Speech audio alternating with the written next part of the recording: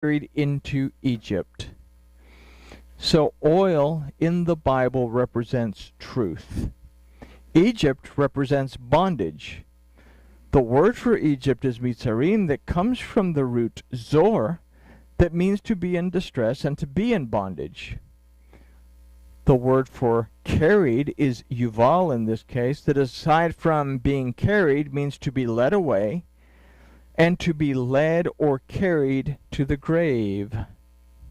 So what we consider is that a false truth leads to bondage and a separation, the grave, from Yahuwah, our rightful Elohim. The house of Israel had become so entrenched in false worship and idolatry that it could not see the path back to Yahuwah, their Elohim.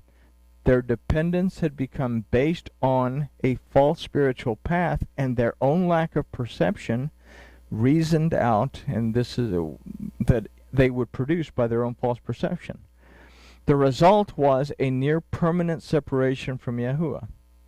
So if we consider the helical nature of time in the Torah, then we can consider that even though a new way back to Yahuwah based on the truth of his word would restore life and give spiritual nourishment, this was Yahusha. These are the words in red in the Bezoras. These are the teachings of Yahusha, and this is the death, burial, and resurrection of Yahusha. It became very quickly obscured by a dark or dim perception, and once again led to feeding on a false spirit, entering into a deceptive alliance, and in the end will lead to bondage and separation from Yahuwah.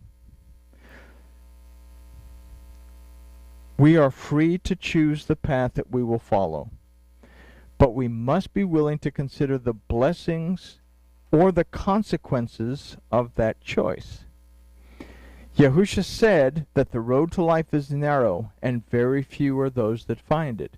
In contrast, he said that the road that leads to destruction is big and wide, and there's a whole bunch of people walking on it.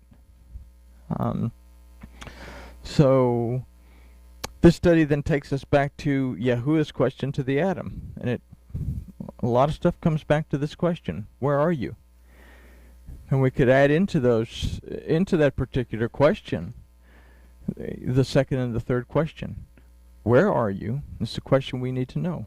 Where is my relationship? What is the course that I'm on? Then he asked, who told you that you were naked? Well, okay, we don't have to add in the naked part, but who told you? Where have we gotten the information that we base our belief system on?